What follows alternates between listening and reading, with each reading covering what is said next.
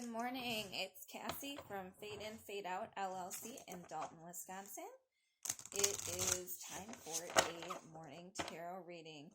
I do these every morning in here now. I don't know that I'll be sharing all of them, but I read for myself. So I'm not reading for anybody else in particular other than myself. However, we all go through things sort of simultaneously, and some of the messages that come through for me may or may not be useful for you as well, which is why I'm sharing them. I also thought it would be cool to kind of share some of my journey. I am trying to do things a little differently currently in my life, and this is part of it. So anyways, we're going to start out here. These are the Spirit Animal Oracle cards, and we're going to see what needs to come through for messages or a message with the Spirit Animal cards and kind of get an overall energy or theme for the reading. And then I will go ahead and do a tarot card spread. And depending on whether or not, that seems pretty clear, we may or may not pull some other oracle cards or card at the end to clarify the message. And one more time, I'd like to ask for only messages for the highest good to come through in this time and space, harming none. Thank you.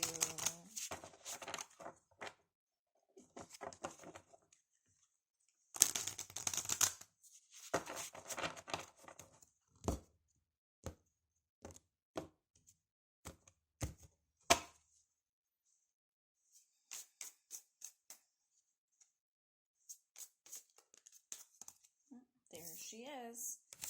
We have the bear energy today. Bear energy. You are the light. It is safe to fully step into your light. So that is the overall theme for the reading today. All right, so then I do a pyramid spread, which is a total of 10 cards. Let's clarify this light energy, this bear energy, messages that I most need to hear in this time and space for the highest good only, harming none.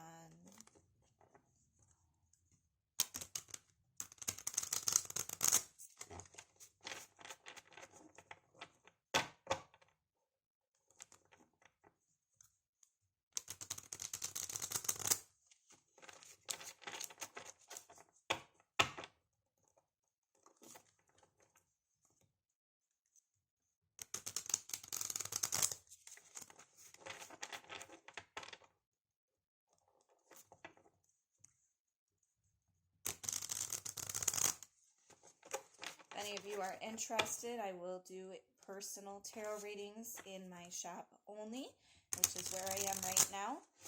If you are ever interested in learning about tarot or just checking it out, that would be a good opportunity to do so. Just get in touch with me and let me know. My information is in the description box below.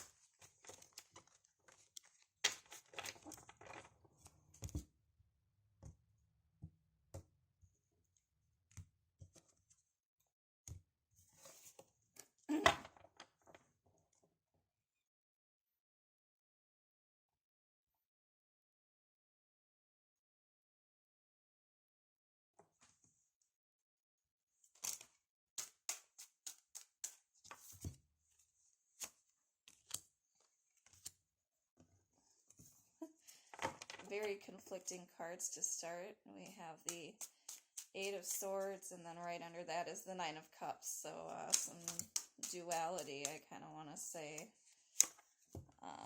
which is kind of funny. And then we've got the Two of Cups.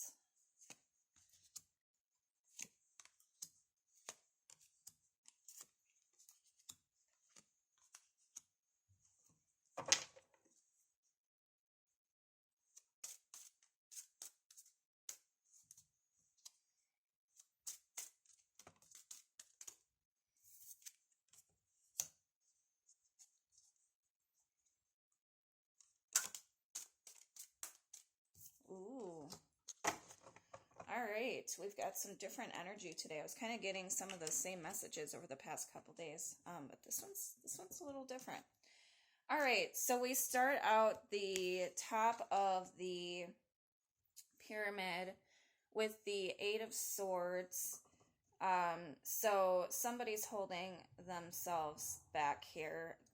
Obviously, this would be me, or has been holding themselves back. There's been this energy of holding back, and it's all in the head. It's all about the thoughts that are being cycled throughout the mind that are causing somebody to hesitate, to hold back, to remain withdrawn.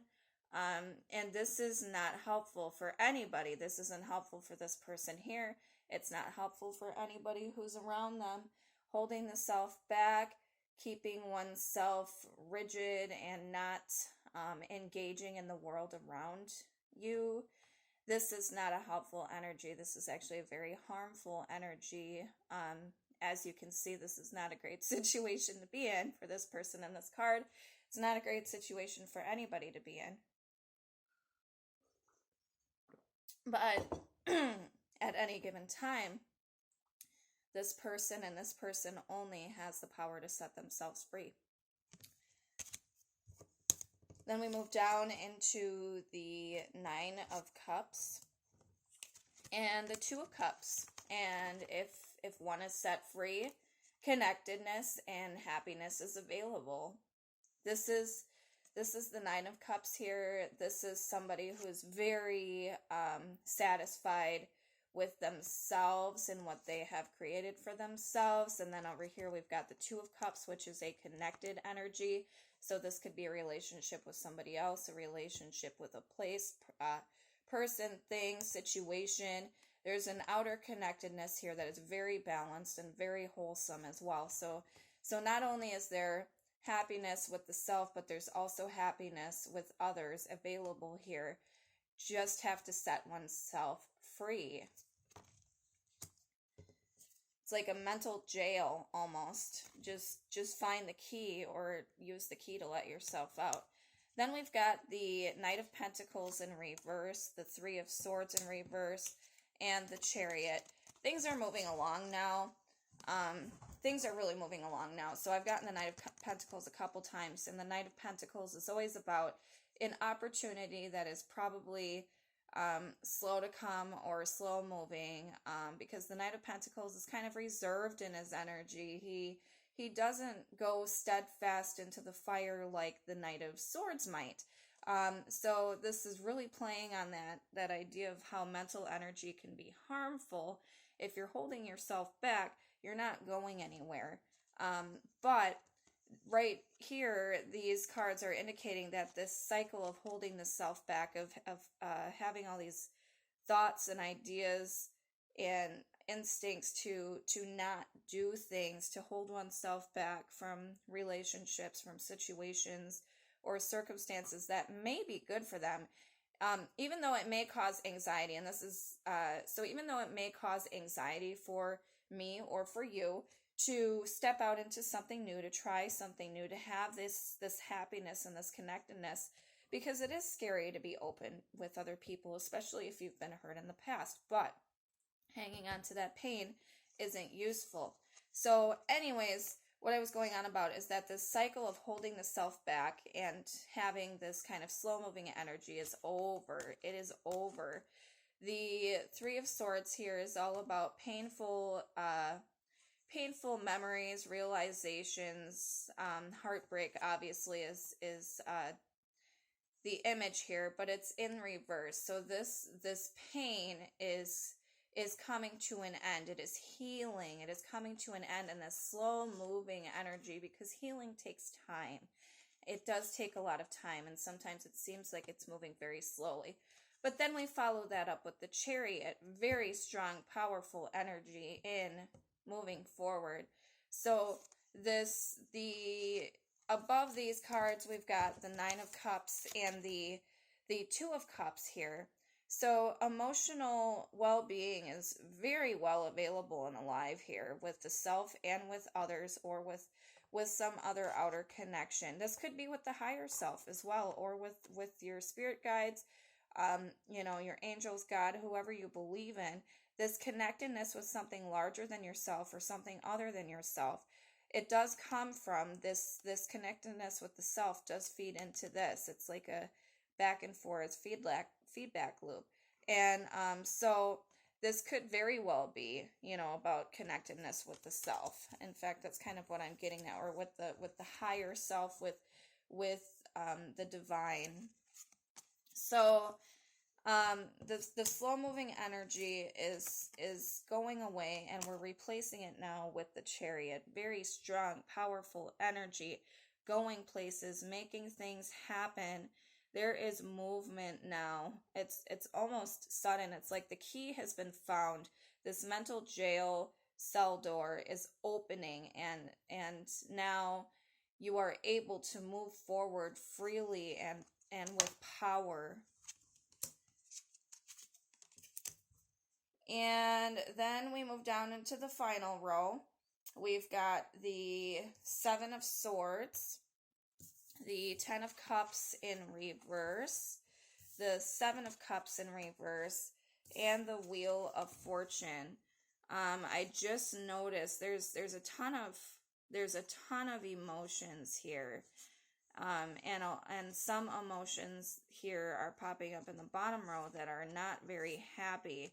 This culmination of ultimate happiness doesn't come forth if you're if you're not following your true path, if you're not following your true instincts, your true desires, if you're not following your true path and true desires. Because these two things show up here. We've got the Seven of Cups in reverse, and we've got the Seven of Swords in reverse. Now, the Seven of Swords is can be about dishonesty and things, a stowing away of ideas, or not sharing them, or keeping them to the self, or stealing them from somebody else. And then we've got the Seven of Cups here in reverse, which is like this illusion, this distraction of, or this outer external search for happiness in places where it doesn't exist. And then in the middle of that, we've got the Ten of Cups in reverse. It's like this not following the true path to happiness. It's going to be very difficult. It feels very difficult to it's actually a lot more work to keep oneself held back in the jail of the mind, to keep oneself held back. And this is the other thing that's going on here, is somebody's holding back, somebody's not quite following their true desires or their true path, or has not been, or hasn't in the past. This is showing up here. You have the ability at any time to set yourself free from this mental jail, from doing things that don't quite serve you or feel like your true calling, and everything changes in an instant. I've been getting this message in my previous readings over the past couple days, that a change or a transformation is coming here. A big change, a big shift in the way of thinking. It's all about mental energy and the way that you are using your mind to create your reality. So this is the Wheel of Fortune. I noticed in this card, and I tend to notice a lot, these characters here in the corners are all holding books. So there's a lot to learn here from this changing of the cycles, this ending of one cycle and the beginning of a new cycle. And there's an awful lot of movement and growth here that can come from this. All that needs to happen is the setting oneself free from the jail of the mind. That's what I'm getting. And based on what I'm seeing here in the cards, that's already in process. So let's look at what the bear has to say. Then we'll see if we want to get some enchanted map oracle cards or not. 24.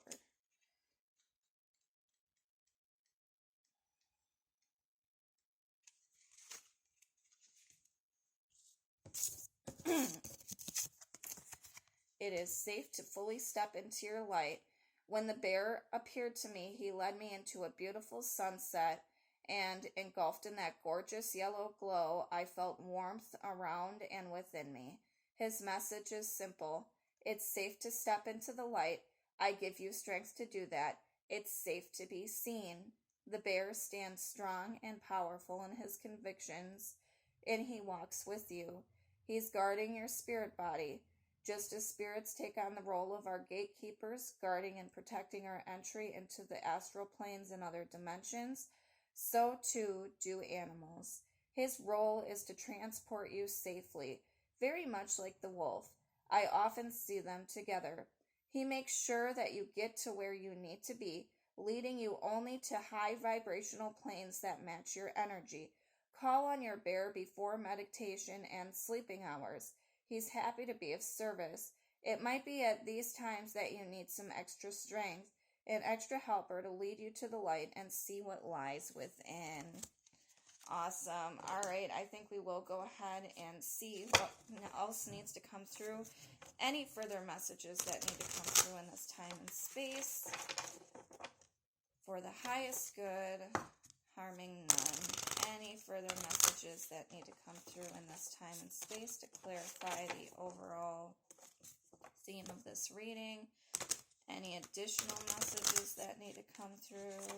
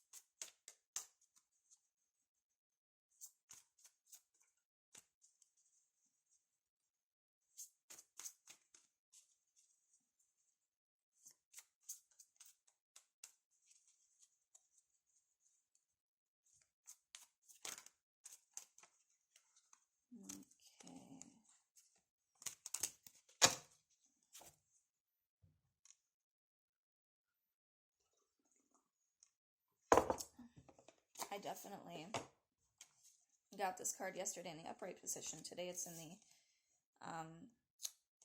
reverse, and then we've got making a choice.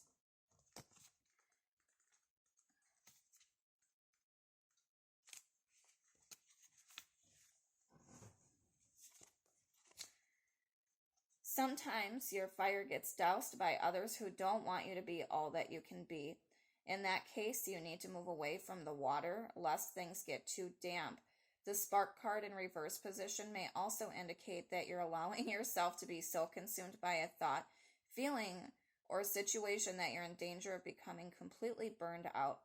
Compulsion and impulsiveness must be tempered now. Rest by a warm fire, let things die down a bit, then you'll see if the true spark will still be there. If not, you can always light another fire at another time. That definitely goes hand in hand with the mental jail I was talking about.